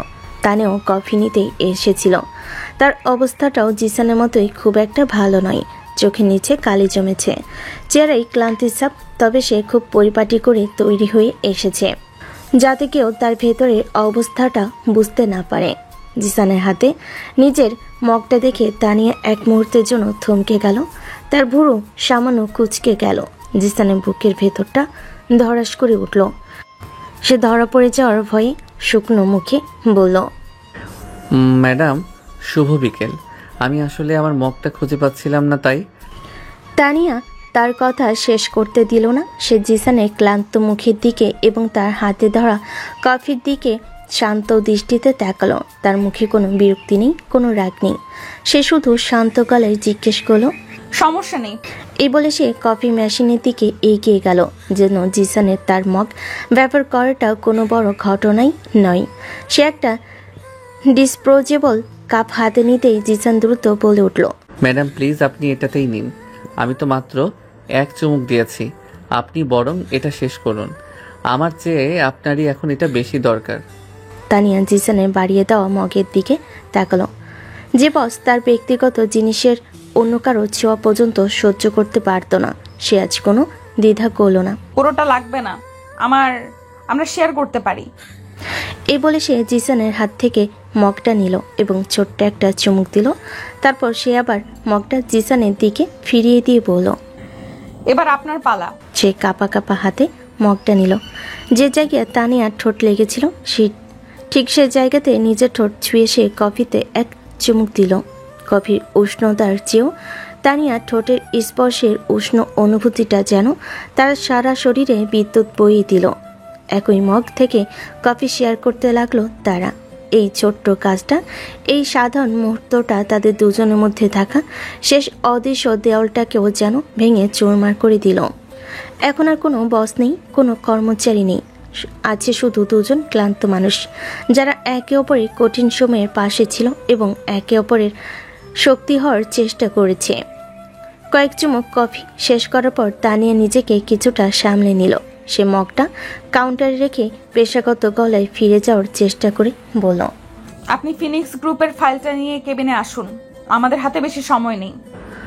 অবশ্যই ম্যাডাম, আমি 5 মিনিটের মধ্যেই সব ফাইল নিয়ে আপনার কেবিনে আসছি। তানিয়া আর কিছু না বলে প্যান্ট্রি থেকে বেরিয়ে গেল। কিন্তু তার চলে যাওয়ার পরও জিসান কিছুক্ষণ সেখানেই দাঁড়িয়ে রইল। তার হাতে তখনও কফির উষ্ণতা আর ঠোঁটে লেগে আছে একই মগের স্বাদ।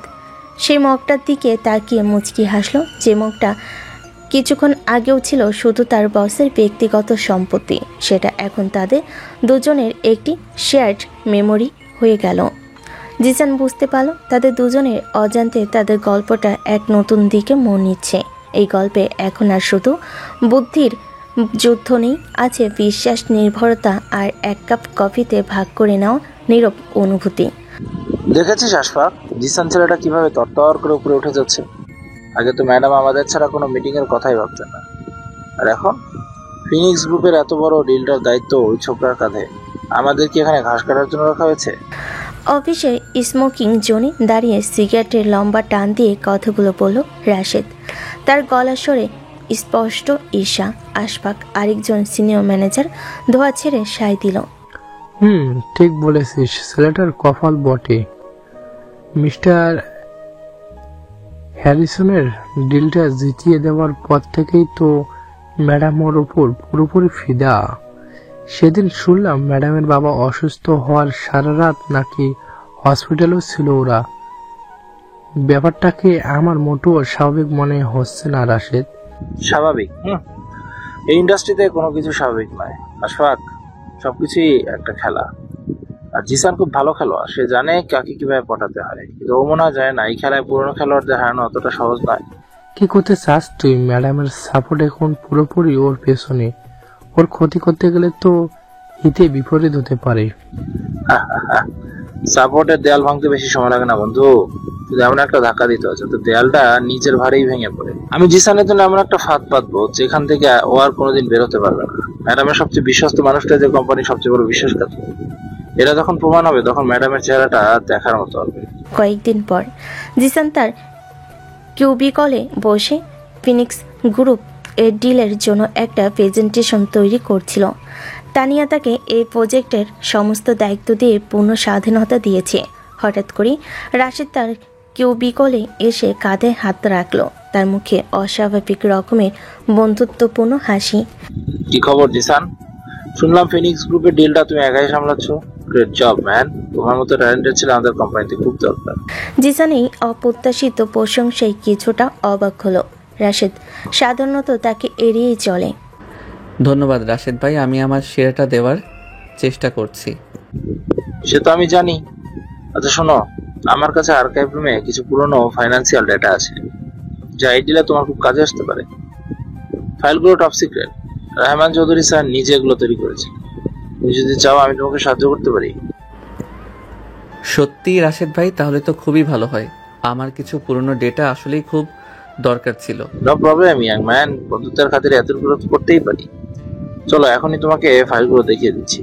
রাশেদ জিসানকে নিয়ে বিশাল ধুলোমাখা আর্কাইভ রুমে ঢুকলো। সারি সারি ফাইলের তাকের মধ্যে থেকে সে একটা পুরনো লাল রঙের ফাইল বের করলো।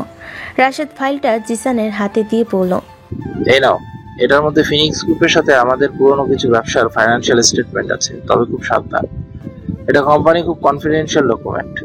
কাজ শেষে অন্য কাউকে না দিয়ে সরাসরি আমার কাছে ফেরত দিও, আমি জায়গা মতো রেখে দিব।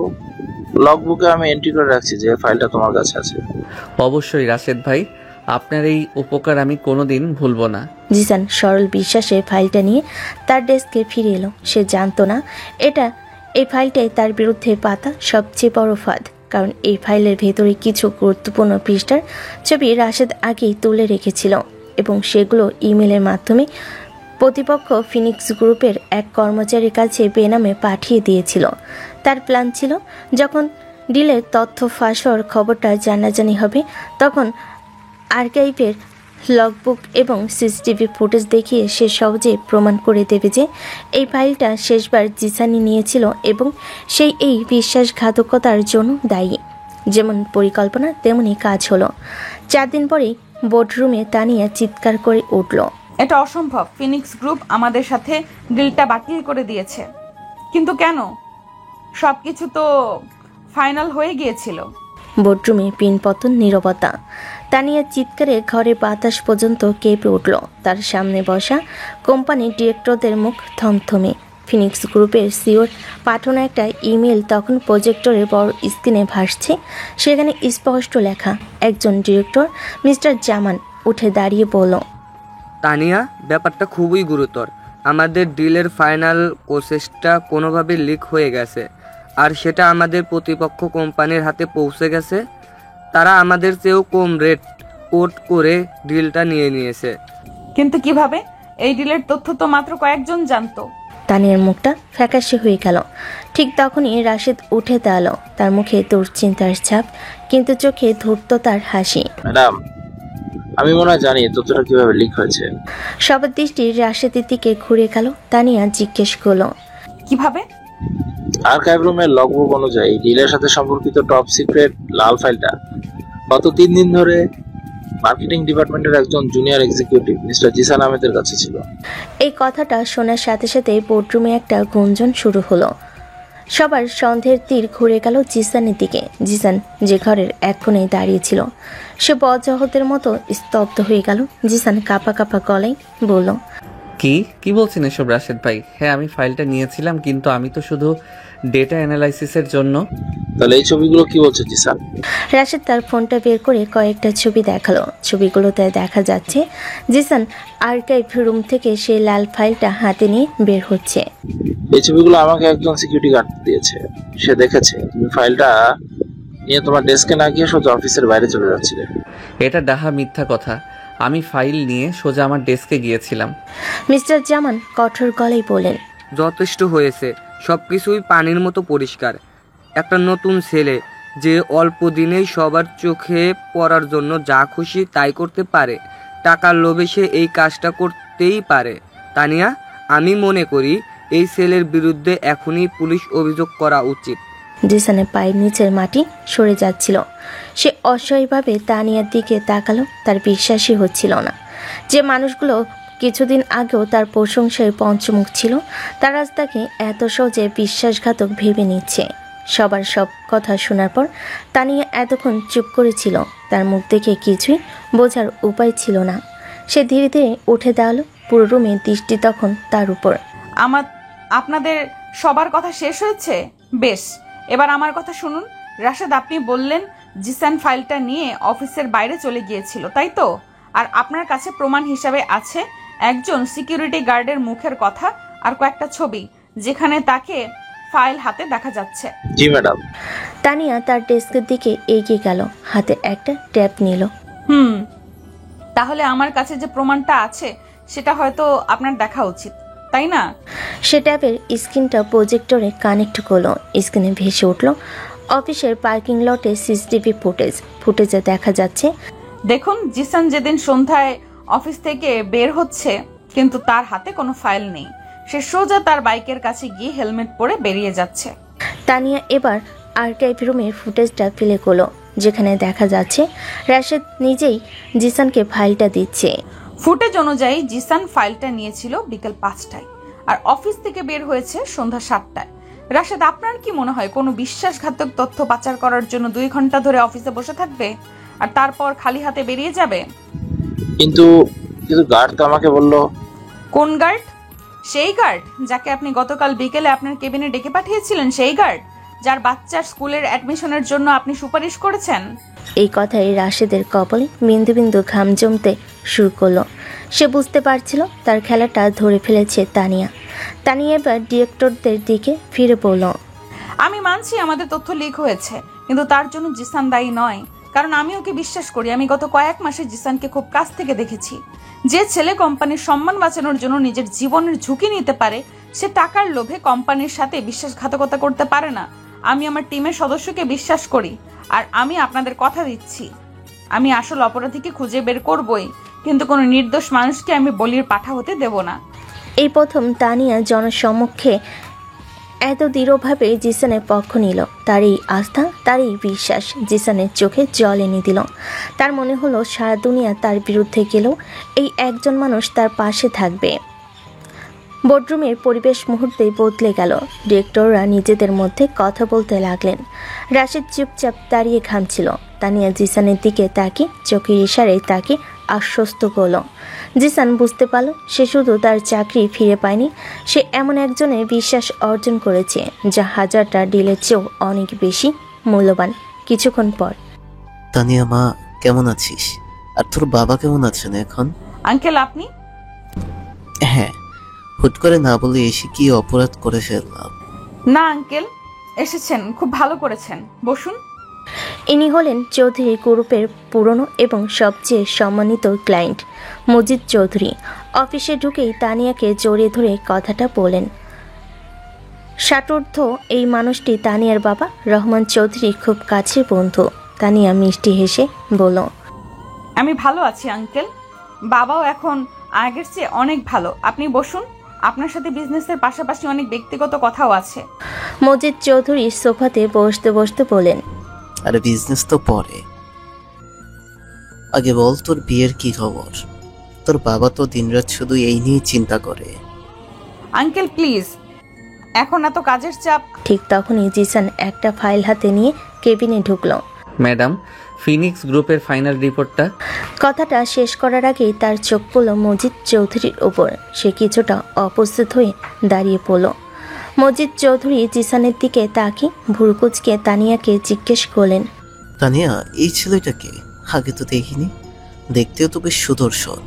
তানিয়া কিছু বলার আগেই জিসান নিচ থেকে বলল, আসসালামু আলাইকুম স্যার, আমি জিসান আহমেদ, এখানকার মার্কেটিং ডিপার্টমেন্টে কাজ করি। মজিদ চৌধুরী জিসানের আত্মবিশ্বাসী ভঙ্গি দেখে বেশ মুগ্ধ হলেন। তিনি হঠাৎ করে হো হো করে হেসে উঠলেন। বাবা, তানিয়া তুই তো আমাকে কিছুই বলিসনি। তাহলে এই সেই ভাগ্যবান ছেলে। রাহমান তো আমাকে বলেছিল তুই নিজের পছন্দেই বিয়ে করেছিস। আমি তো ভাবতেও পারিনি তুই অফিসে নিজের স্বামীকে কর্মচারী হিসেবে পরিচয় দিবি। তোদের এই জেনারেশনের কাণ্ড কারখানাই আলাদা। এই কথাটা শোনার সাথে সাথেই তানিয়া এবং জিসান দুজনের মাথাতেই যেন আকাশ ভেঙে পড়ল। তারা হতবাক হয়ে একে অপরের দিকে তাকাচ্ছিল।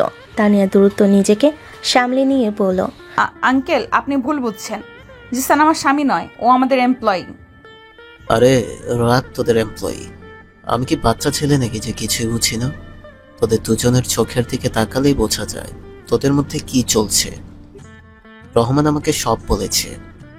তানিয়া বুঝতে পারল তার বাবা হয়তো বন্ধুর কাছে তার বিয়ে নিয়ে দুশ্চিন্তার কথা বলতে গিয়ে এমন কিছু বলেছেন যা মজিদ আঙ্কেল ভুল বুঝছেন। আর এখন সত্যিটা বলে তিনি হয়তো অপমানিত বোধ করবেন এবং তাদের ব্যবসার ক্ষতি হতে পারে, কারণ মজিদ চৌধুরী পারিবারিক মূল্যবোধকে খুব বেশি গুরুত্ব দেন। তানিয়া সহজভাবে জিসানের দিকে তাকালো। জিসান চোখের ইশারায় তাকে শান্ত থাকতে বলল। সে বুঝতে পারছিল এমন পরিস্থিতি সামাল দেওয়াটা খুব জরুরি। জিসান এগিয়ে এসে মজিদ চৌধুরীর পাশে বসে বলল, আসলে আঙ্কেল, আমরা চেয়েছিলাম আপনাকে সারপ্রাইজ দেব, কিন্তু আপনি তো আমাদের চেয়েও এক ধাপে গিয়ে। তানিয়া আসলে একটু লাজুক, তো তাই অফিসের সবার সামনে আমাদের সম্পর্কটা নিয়ে কথা বলতে চায় না। মজিদ চৌধুরী জিসানের পিঠ চাপড়ে দিয়ে বলেন, এই তো জামাই তো আমার বেশ চটপটে। আমি জানতাম আমার তানিয়ার পছন্দ খারাপ হতে পারে না। যাক, আজ রাতে আমার বাসায় তোদের দুজনের ডিনারের দাওয়াত। কোনো কিন্তু আমি শুনবো না। এই বলে তিনি তানিয়ার দিকে ফিরে বললেন, আর হ্যাঁ, জামাইকে নিয়ে সময় মতো চলে আসবি। তোদের নতুন সংসার কেমন চলছে সেই গল্প তো শুনতে হবে। মজিদ চৌধুরী চলে যাওয়ার পর কেবিনে পিনপতন নীরবতা নেমে এলো। তানিয়া মাথায় হাত দিয়ে চেয়ারে বসে পড়ল। What happened? বাবা আঙ্কেলকে কি বলেছেন? আর আঙ্কেলই বা কি বুঝলেন? এখন কি হবে জিসান? এই ডিলটা আমাদের জন্য খুবই জরুরি। আঙ্কেল যদি সত্যি সত্যি জানতে পারে তাহলে তিনি হয়তো অপমানিত বোধ করবেন। জিসান কিছুক্ষণ ভাবল, তারপর একটা দীর্ঘশ্বাস ফেলে বলল, আমার মনে হয় আমাদের হাতে আর কোনো উপায় নেই ম্যাডাম। আজকে রাতের জন্য আমাদের এই অভিনয়টা চালিয়ে যেতে হবে। অসম্ভব। আমি আপনার সাথে আমার স্বামী হওয়ার অভিনয় করব? আপনি কি পাগল হয়ে গেছেন? তাহলে আপনিই বলুন, আর কি করার আছে? আপনি কি আপনার বাবার এত পুরনো একজন বন্ধুর বিশ্বাস ভাঙতে চান? তার চেয়ে আজকে রাতটা কোনোভাবে সামলে নেওয়াটা কি বেশি বুদ্ধিমানের কাজ নয়? প্লিজ ম্যাডাম, এটা শুধু আমাদের কোম্পানির সম্মানের প্রশ্ন নয়, এটা আপনার বাবার সম্মানেরও প্রশ্ন। জিসানের যুক্তির কাছে তানিয়া হার মানল। সে অনিচ্ছা সত্ত্বেও রাজি হলো। ঠিক আছে, মনে রাখবেন এটা শুধু আজকে রাতের জন্য, আর অফিসে এই বিষয় নিয়ে কোনো কথা হবে না। Deal madam. সেই রাতে তানিয়া আর জিসান মজিদ চৌধুরীর পাশেই গেল। তানিয়া একটা সুন্দর শাড়ি পরেছে আর জিসান পরেছে একটা এলিগেন্ট পাঞ্জাবি। তাদের দুজনকে একসাথে দেখে সত্যি মনে হচ্ছিল তারা এক সুখী নব দম্পতি। ডিনারের পুরোটা সময় জুড়ে চলল তাদের অসাধারণ অভিনয়। জিসান তার স্বাভাবিক রসবোধ দিয়ে পুরো আসর মাতিয়ে রাখল। সে তানিয়ার প্লেটে খাবার তুলে দিচ্ছিল, তার প্রশংসা করছিল আর তাদের প্রেমের মজার মজার গল্প শোনাচ্ছিল। জিসান তানিয়ার দিকে তাকিয়ে বলল, জানেন আঙ্কেল, ও তো বাইরে থেকে দেখতে খুব কঠিন, অফিসের সবাই ওকে ভয় পায়, কিন্তু বাড়ির ভেতরে ও একদম অন্যরকম। মাঝে মাঝে তো এমন বাচ্চামো করে যা দেখলে আপনি অবাক হয়ে যাবেন। তানিয়া প্রথমে কিছুটা অস্বস্তিতে থাকলো। জিসানের সহজ সাবলীল অভিনয় দেখে সেও ধীরে ধীরে তাল মেলাতে শুরু করলো। সেও জিসানের দিকে তাকিয়ে হাসছিল, তার কথাই সায় দিচ্ছিল। তানিয়া জিসানের দিকে তাকিয়ে বলল, আর ও কম যায় না। আঙ্কেল সারাক্ষণ আমাকে হাসানোর জন্য এমন কাণ্ড করে। ওর জন্যই আমার এত কাজের চাপ ও হালকা মনে হয়। অভিনয়ের সময় তাদের খুনসুটি, একে অপরের প্রতি নকল যত্ন, এই সব কিছুই কেমন যেন সত্যি সত্যি মনে হতে লাগলো। এক মুহূর্তের জন্য তানিয়ার মনে হলো, ইস, যদি সব কিছু সত্যি হতো, যদি জিসান সত্যিই আমার জীবনের অংশ হতো, তাহলে হয়তো জীবনটা অনেক সহজ হয়ে যেত। ডিনার শেষে মজিদ চৌধুরীর বাসা থেকে ফেরার পথে গাড়িতে এক অদ্ভুত ভারী নীরবতা বিরাজ করছিল। ড্রাইভার গাড়ি চালাচ্ছে আর পেছনে জিসান আর তানিয়া বসে আছে দুই প্রান্তে। জানালার বাইরে তাকিয়ে দুজনের মধ্যেই তখন চলছে তোলপাড়। নীরবতাটা অসহনীয় হয়ে উঠলে তানিয়া নিজেই প্রথম কথা বলল। তার কণ্ঠস্বর ছিল খুবই শান্তপ্রায়, ফিসফিসের মতো। অভিনয়টা কিন্তু খারাপ করেননি আপনি। আপনাকে সঙ্গ দেওয়ার চেষ্টা করছিলাম ম্যাডাম, আপনিও তো কম যান না। আপনার মুখের বাচ্চামা করার গল্পটা শুনে তো আমি নিজেই প্রায় বিশ্বাস করে ফেলেছিলাম। তার কথায় হালকা ব্যঙ্গের সুর থাকলো, তার পেছনে যে একটা অন্য অনুভূতি লুকিয়ে আছে তা তানিয়া বুঝতে পারছিল। গাড়িটা তখন হাতির ঝিলের নিস্তব্ধ রাস্তা দিয়ে চলছে। বাইরে নিয়ন আলো এসে গাড়ির ভেতর এক মায়াবী পরিবেশ তৈরি করেছে। তানিয়া একটা দীর্ঘশ্বাস ফেলে বলল, আজকে রাতের জন্য ধন্যবাদ। আপনি না থাকলে আমি হয়তো পরিস্থিতিটা সামলাতেই পারতাম না। এটা তো আমার দায়িত্ব ছিল। আপনার সম্মান মানে তো কোম্পানিরই সম্মান, তাই না? তানিয়া সরাসরি জিসানের চোখের দিকে তাকালো। শুধু কি কোম্পানির সম্মান, নাকি এর পেছনে অন্য কিছুও ছিল? জিসানি সরাসরি প্রশ্নে কিছুটা অপ্রস্তুত হয়ে গেল। সে কি বলবে ঠিক বুঝে উঠতে পারছিল না। সে চুপ করে রইল।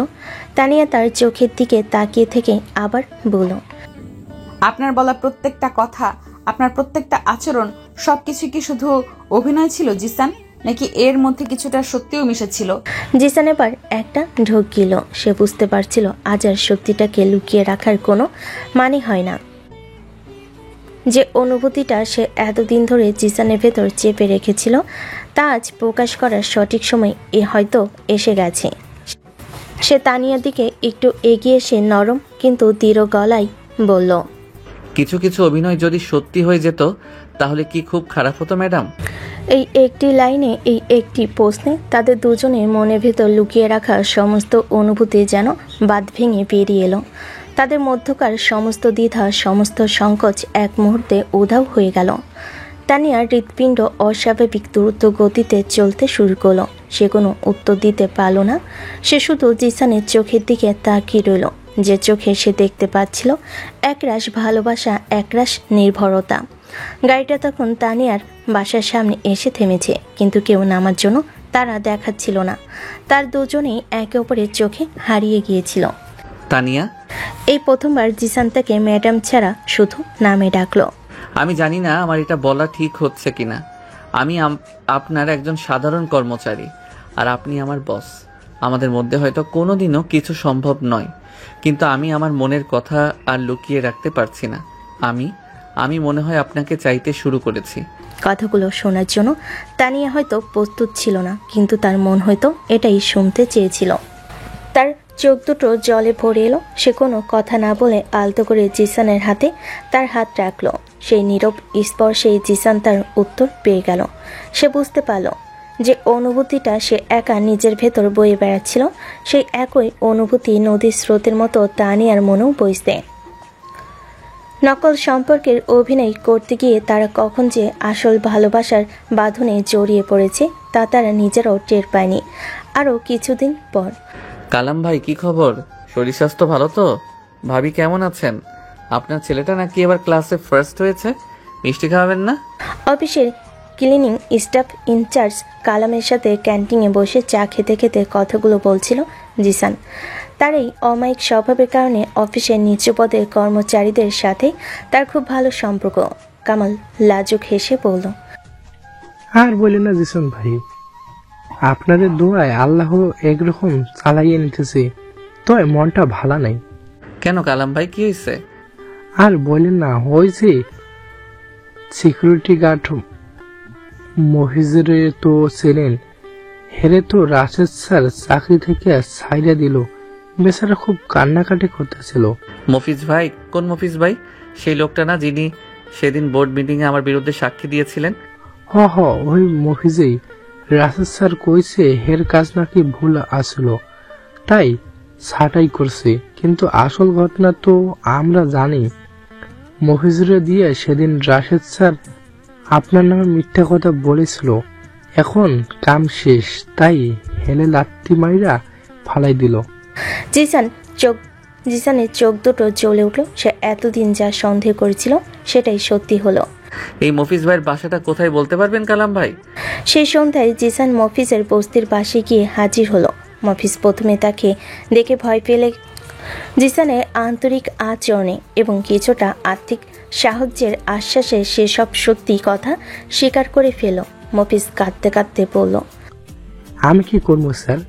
রাশেদ স্যার আমারে ভয় দেখাইছিল, কইছিল যা করতে কইব তা না করলে আমার চাকরি খাইয়ে দিব। আমার পোলাটার অসুখ টাকার খুব দরকার আছিল, তাই আমি সব বুঝতে পারছি মফিজ ভাই। জিসান তার কাঁধে হাত রেখে বলল, আপনার কোনো ভয় নেই। আপনাকে শুধু আমার জন্য একটা কাজ করতে হবে। আপনি কি রাশেদ স্যারের কোনো দুর্বলতার কথা জানেন? এমন কিছু যা দিয়ে তাকে ধরা যেতে পারে?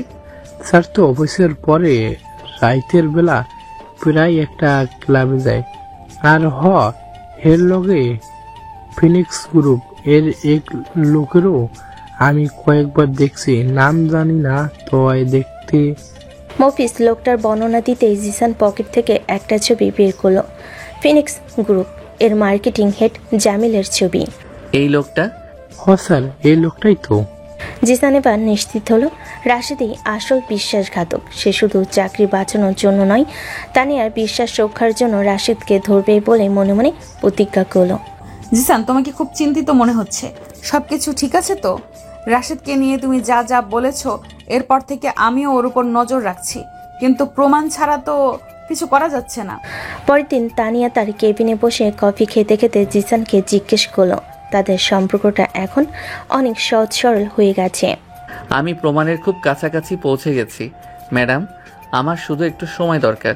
কিন্তু আমার ভয় হচ্ছে, রাশেদ হয়তো বুঝতে পেরেছে যে আমরা তাকে সন্দেহ করছি।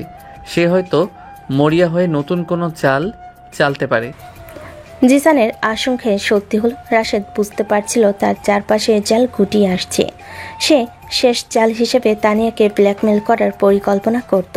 সে জানত কোম্পানির সার্ভার রুমে কিছু পুরনো ফাইল আছে, যা রহমান চৌধুরী ক্যারিয়ারের শুরুর দিকের কিছু বিতর্ক ডিল নিয়ে।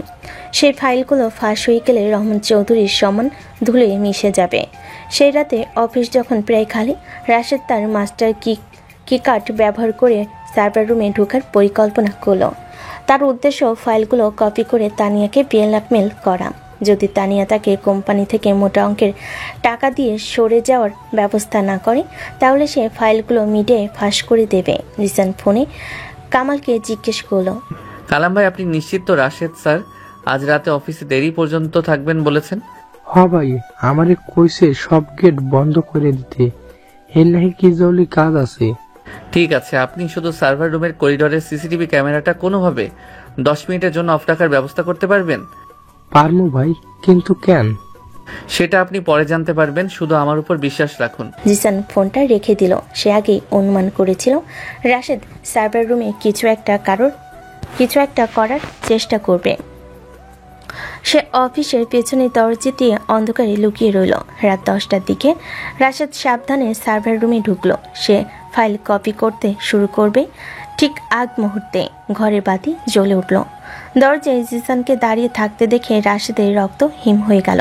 জিসান শান্ত গলায় বলল, খেলা শেষ রাশেদ ভাই। তুই এখানে কিভাবে? যেভাবে আসি না কেন, আপনার মুখোশটা খোলার জন্য এসেছি। চুপচাপ পেন ড্রাইভটা আমার হাতে দিন। রাশেদ মরিয়া হয়ে উঠল। সে চিৎকার করে বলল, কখনোই না। এই বলে সে জিসানের উপর ঝাঁপিয়ে পড়ল। কোনো ফিল্মি মারামারি নয়, বরং একটা ধস্তাধস্তি শুরু হলো। রাশেদ গায়ের জোরে জিসানকে কাবু করার চেষ্টা করছিল, আর জিসান বুদ্ধি খাটিয়ে নিজেকে বাঁচাচ্ছিল। এক পর্যায়ে রাশেদ টেবিলের উপরে রাখা একটা পেপার তুলে জিসানের মাথায় মারতে গেল। জিসান সরে গেল, ভারী জিনিসটা তার বাহুতে এসে লাগলো।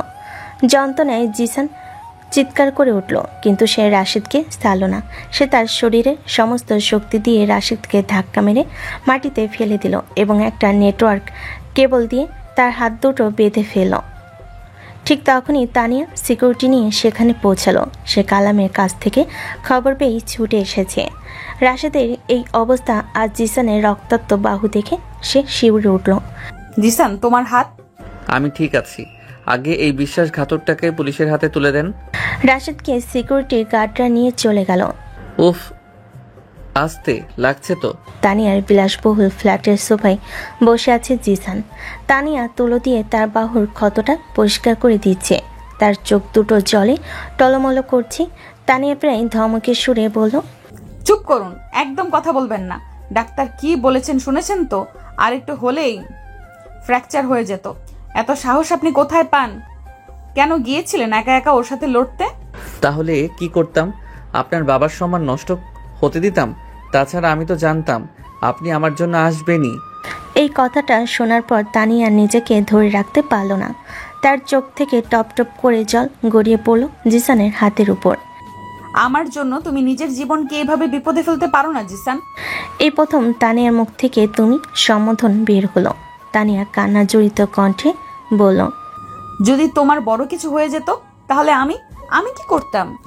জিসান তার ভালো হাতটা দিয়ে আলতো করে তানিয়ার গাল থেকে চোখের জল মুছে দিল। সে নরম গলায় বলল, যার জন্য জীবনটা সুন্দর মনে হয়, যার জন্য বেঁচে থাকতে ইচ্ছে করে, তার জন্য বিপদে না পড়লে সেই জীবনের অর্থ কি ম্যাডাম? চুপ, একদম ম্যাডাম বলবে না। আমিও তোমাকে চাইতে শুরু করেছি জিসান। আমি তোমাকে খুব ভালোবাসি। আমি বুঝতে পারিনি কখন আমার এই পাথরের মতো মনটা তোমার ভালোবাসার কাছে হেরে গেছে। প্লিজ আমাকে ছেড়ে কোথাও যেও না। আমিও তোমাকে ভালোবাসি।